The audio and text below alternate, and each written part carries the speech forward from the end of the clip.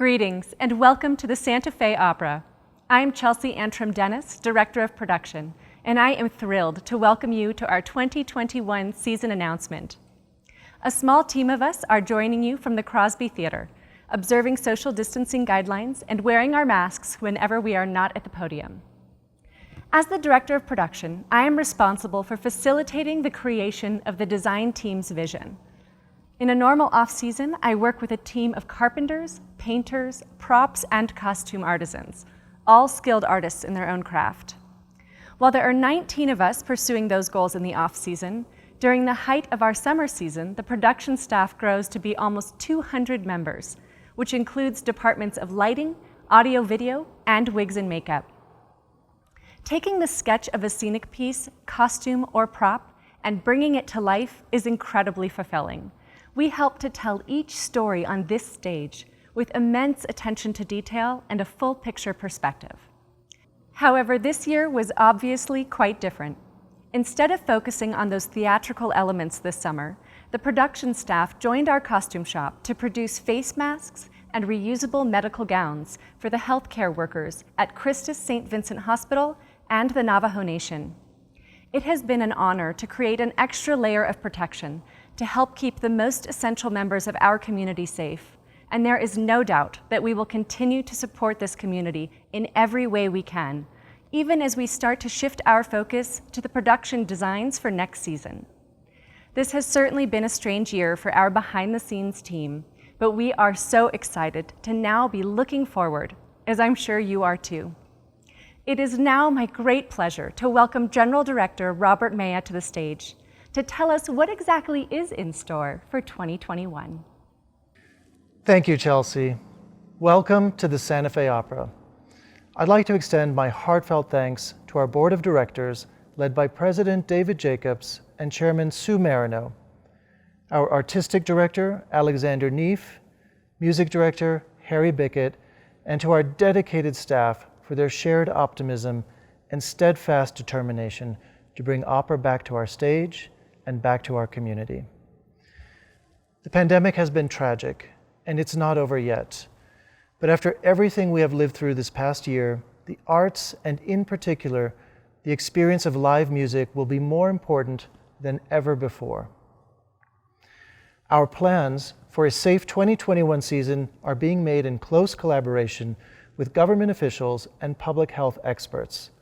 As we announce these plans, I assure you that we are taking every possible precaution to protect your health. The Santa Fe Opera is especially fortunate to call the magnificent outdoor Crosby Theatre our home.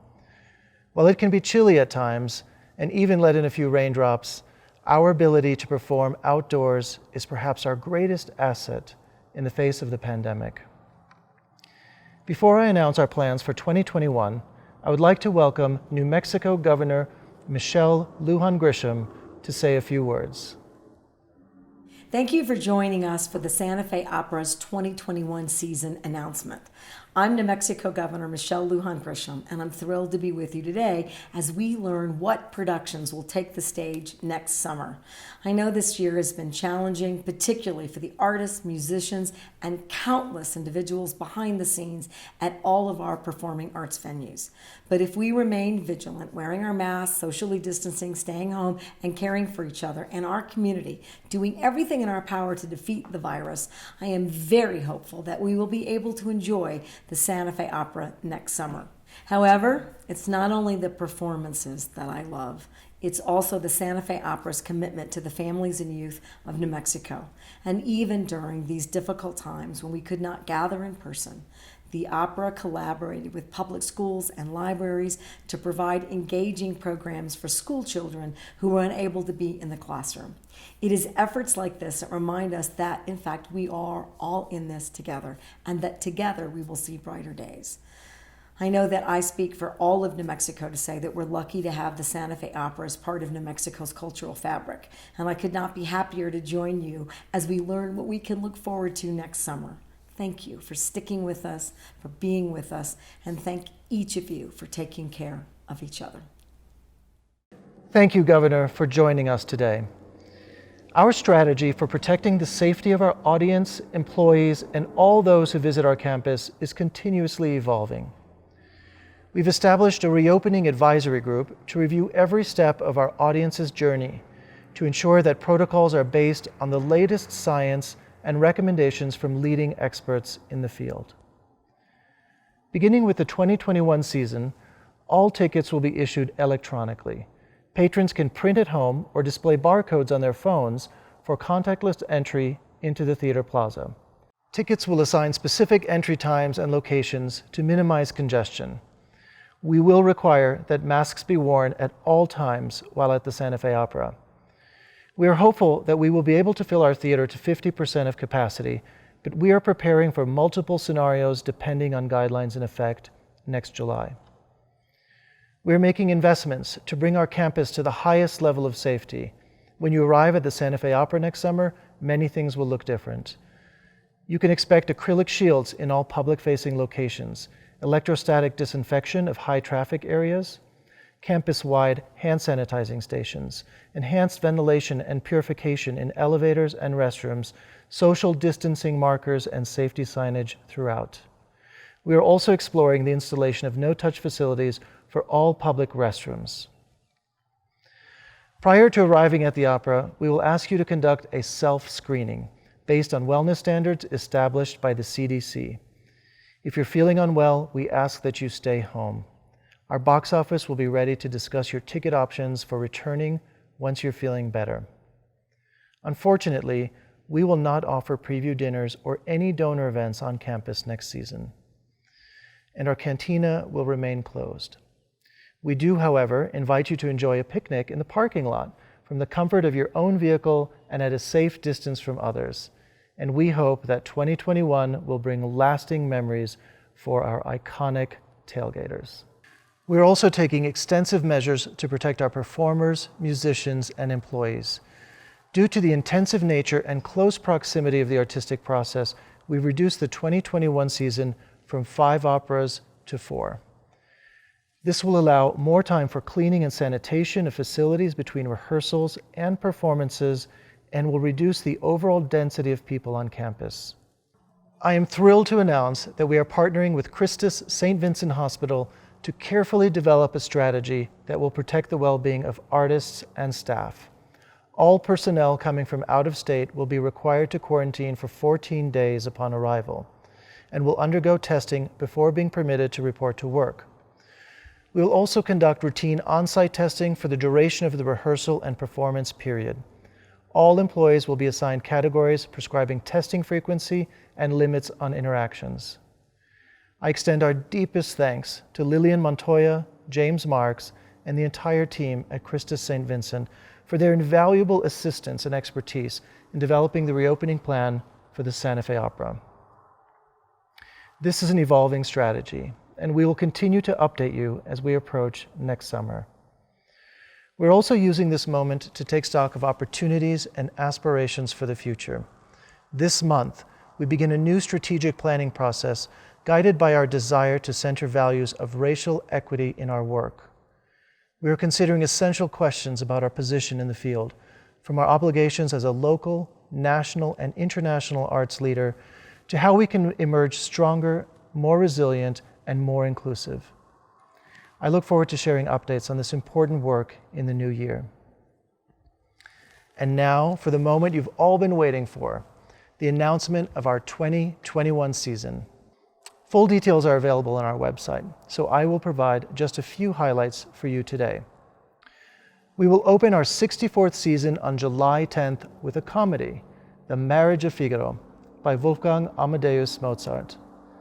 This stylish new production is directed by Laurent Pelly, remembered for his recent production of Candide, and will be conducted by our own music director, Harry Bickett. Figaro holds a special place in the Santa Fe Opera's history, with the most number of performances of any opera in our prior 63 seasons. It features a bright young cast, including Colombian-American soprano Vanessa Vasquez in the role of the Countess, Chinese soprano Ying Fang as Susanna, baritone Ashley Riches in the role of Figaro, and baritone Samuel Dale Johnson as the Count. To kick off the good news, I would like to welcome Vanessa, who joins us from Phoenix. Buenos días. Aunque no puedo estar con ustedes en persona en Santa Fe, es todavía mi placer estar con ustedes esta mañana. Hello, everyone.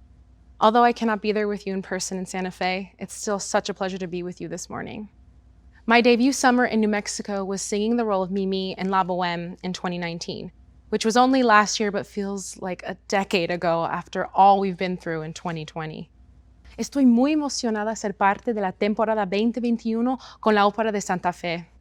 El próximo verano podemos celebrar juntos las grandes óperas finalmente en vivo debajo de las estrellas. I'm so looking forward to an amazing summer. I know this opening night will be like none other. We will be able to celebrate live opera and the joy of being together again, finally in person under the desert stars. The Marriage of Figaro is one of the greatest operas ever written, a fun comedy that is great for families, die-hard fans, and especially first-time opera-goers. Also keep in mind that all the performances are translated into English and Spanish on a touchscreen seatback title system first pioneered at the Santa Fe Opera. Es verdad, amigos, todas las presentaciones con la Ópera de Santa Fe son traducidas al inglés y al español. No se preocupen por no entender la música en italiano, gracias al sistema de títulos touchscreen que se encuentra en el respaldo de la silla de enfrente. Bueno, ahora sí. And now I'm thrilled to sing for you one of my favorite arias from the Marriage of Figaro, Mozart's Porgi Amor.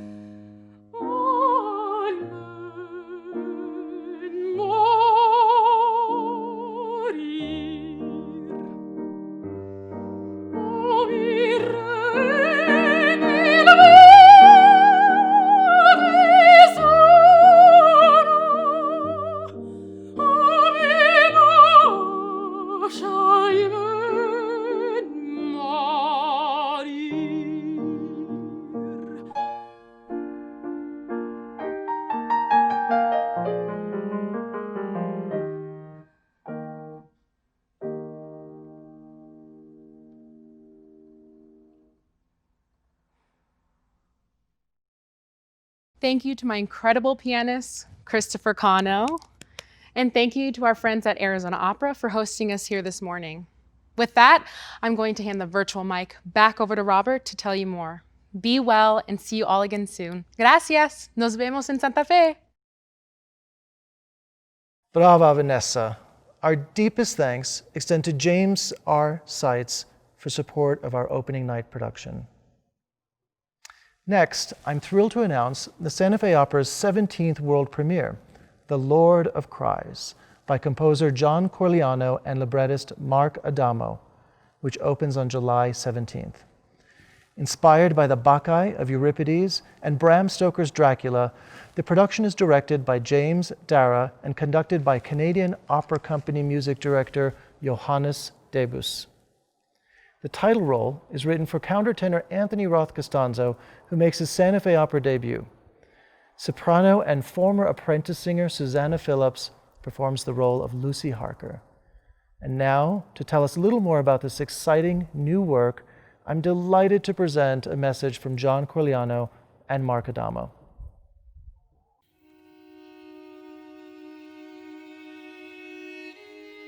I had been asked to think about Dracula for the Opera House some years ago, and read the novel and was utterly flummoxed by what to do with the title character.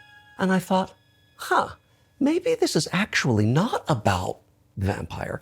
Maybe it's about the repression of the title characters. And I was at about that point in thinking about the piece and was talking to Bill Hoffman, who was the only other member of the John Corigliano Opera Librettist Club.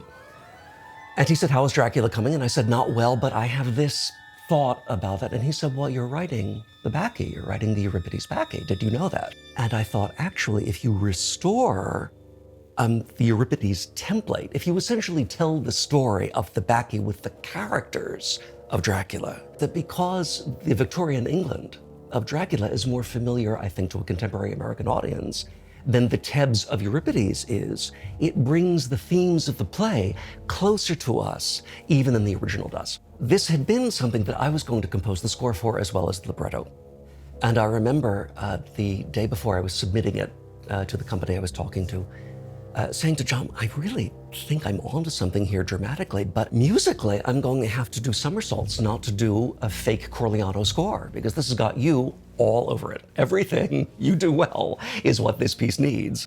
My music, basically, in opera is based upon the need for fantasy. I don't really find it possible to think of opera in the realistic terms that many composers do. For me, the whole idea of opera is the idea of the fantastic and then the real and the fantastic playing a little dance with each other. And luckily, with Mark's idea of wedding the Bacchae to the Dracula legend, we deal with the world of the gods, this incredible, huge, unbelievably unexpected world of the immortals, the gods, and then the world of Victorian London. Euripides specified in the original play that the god Dionysus had this rather androgynous allure because part of what he represents is the slippage of boundaries. The fact that you can try to put things into categories, but human nature will keep stubbornly eluding those categories. The whole point of Dionysus is he could be either male, female, he was licentious, he was this, he could be sly, and then he could be incredibly savage. We felt that Dracula needed to have an androgynous, unearthly sound. And of course, to me, that was the countertenor. I've been a huge fan of his music and never felt like I got to sing it in such a meaty and incredibly cathartic way as this piece allows. The character of Dracula is a very complex character. In many ways, he's vulnerable. In many ways, he's inhuman. And in other ways, of course, he's incredibly violent and has these moments of rage. And as a countertenor, the otherworldliness is kind of built in. But what you can't take for granted is that fearsome quality. Until you sit in an audience and you feel the people reacting to your opera, you really never know what the thrill is of writing for opera. I very much look forward to being able to sit in Santa Fe and hear it with the audience. John is one of the great living composers, and to be able to be a part of this premiere at one of America's greatest opera companies is something that's truly thrilling.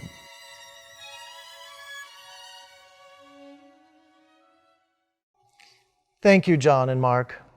I would like to acknowledge the Wyncote Foundation, David Kaplan and Glenn Ostergaard, and Robert L. Turner for their generous production support. On July 24th, the Santa Fe Opera will present Tchaikovsky's masterpiece Eugene Onegin, directed by Alessandro Talevi in his Santa Fe Opera debut and conducted by Nicholas Carter. The cast features husband and wife duo Etienne Dupuis and Nicole Carr in their company debuts, and the North American debut of Dovlet Nurgeldiev as Lenski. And now I'm delighted to welcome from Paris and Munich Nicole and Etienne to tell us more about the special significance that Onegin holds for them.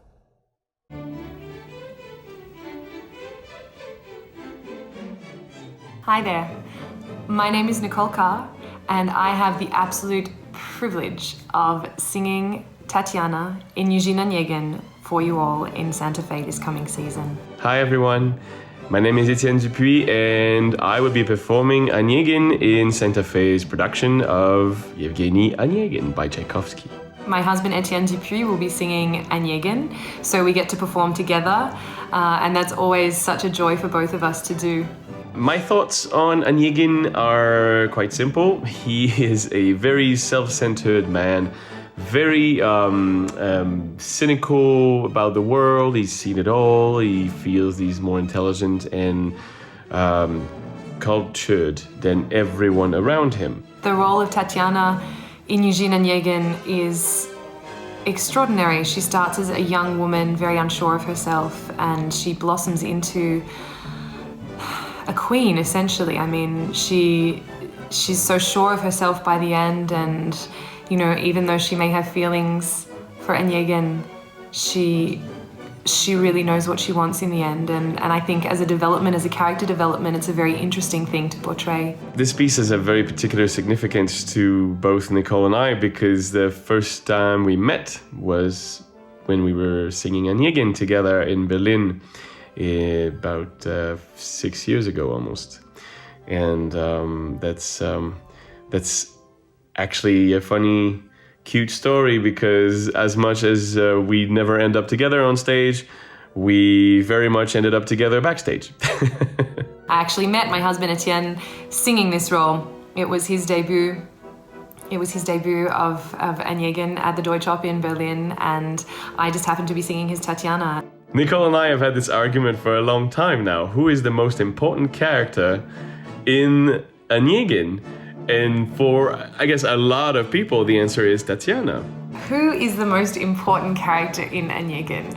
Well, if you ask Etienne that, I think he will say Onegin. I think Tchaikovsky has written it so that Tatiana is the most important character. I think her music is much more kind of exploratory. I think she is very much at the forefront of the opera, and there are parts of the Pushkin novel that we don't see in Tchaikovsky. I think he's chosen to focus on Onegin's relationship with Tatiana and less on Onegin. But I think that's a debate that Etienne and I will have until the end of time. And I don't think either of us will ever convince the other one of the opposite. Thank you, everyone. I hope you're all going to come see the show. We cannot wait to be on this glorious, magical stage, bringing you back this glorious, magical opera that is Yevgeny Onegin. We're really, really excited to come. We cannot wait to sing for you all. It's been too long already that we haven't been singing, and to be able to perform this opera that we both adore, that we both have such history with, will be an honor and a thrill. So we'll see you in Santa Fe.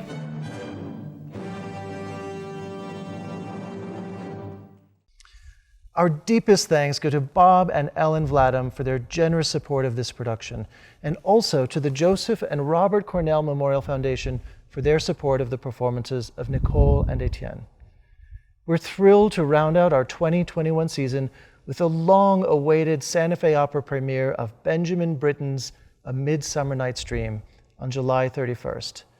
Nisha Jones not only directs, but also has designed the fantastical scenery, costumes, and projections for this work, which has long been destined, but never before performed on our stage.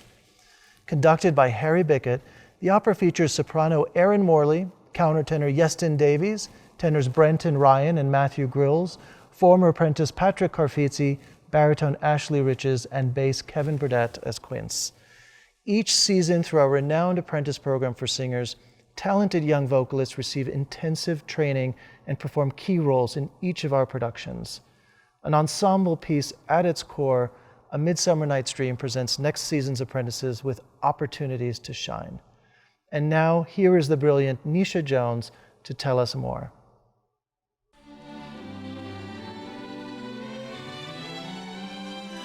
So Midsummer Night's Dream is really a gift for a director. It can go in any direction.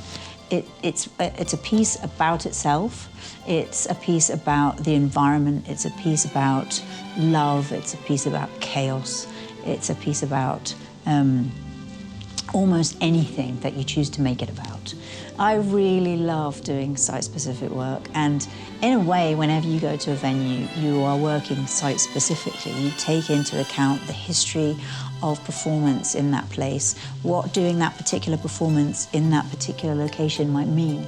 So for example, here I've really explored what it means to do a Midsummer Night's Dream in New Mexico, why that would be different from doing Midsummer Night's Dream in, say, for example, Suffolk, England. And on top of that, when you're working with the elements, you have this aleatoric, this kind of surprise, chance element. It can add things. You can't plan for this. All you can do is plan to give it the space to happen. We don't know what's going to happen with the weather, we don't know what's going to happen with the sunsets, and this all feeds into the kind of magic of A Midsummer Night's Dream. The thing that interested me really was the fact of New Mexico being a center of astronomy and cosmology, because the sky is so emphatic. The sky is so big and there, and the summer night sky is a really strong feature of life in New Mexico. People come to New Mexico to stargaze, to really look at the sky and examine it in that way, and that's the central thought for the design of this Midsummer Night's Dream. I'm also including some other references because I'm interested in this idea of cosmology. It seemed so appropriate to New Mexico. We have on the stage an armillary sphere, thing invented by Tycho Brahe, who, you know, along with Kepler, was the godfathers, if you like, of astronomy, and very well known to Shakespeare. I do sometimes implicate myself in a performance. It's because what I'm exploring really with every aspect of show making is to make something that's really integrated. So it's part of why I work in the way that I work. I mean, I don't work all by myself. I have an amazing team, but I am over all of those aspects. So I am directing and designing the set and the costumes and the video, and it's because then it can all really come from the same place.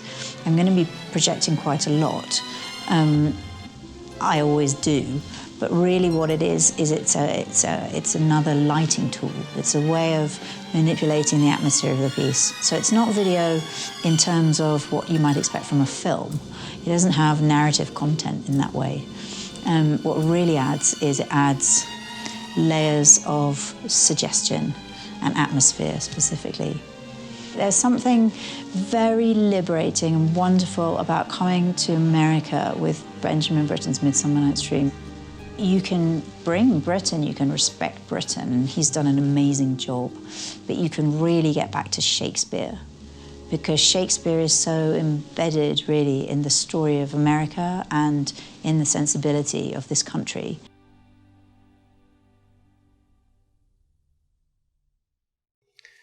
Thank you, Nisha, and thank you to the Avenir Foundation and the Marino Family Foundation for their support of this production. The 2021 season will be a tribute to our unwavering optimism for the future of opera and the delight it can bring to viewers of all ages and backgrounds. And now, I'd like to welcome our music director, Harry Bickett, to the screen to tell us about what he's most looking forward to next season. Thank you, Robert, for that introduction, and greetings from the UK. I'm thrilled to be with you all this morning to unveil our plans for the 2021 season. Of course, it was a real blow for all of us to lose the 2020 season. I think the orchestra particularly felt it, as our work only exists by being together. We're not like actors who can be resting for years at a time. If the orchestra's not playing together, then it's not actually being an orchestra anymore. And for that reason, I want to start by saying an enormous thank you for the outpouring of support that you've shown the Santa Fe Opera family. Your belief in what we do is such an inspiration to us and is unique in my experience. It will be a very emotional moment next year when we tune to that first oboe A, and we'll have you to thank for it. The two operas I'll be conducting next season are particular favourites. The Marriage of Figaro, of course, has a gilded history at Santa Fe with the likes of Susan Graham and Bryn Terfel among past casts. And in many ways it's become the litmus test for the next generation of great young American singers.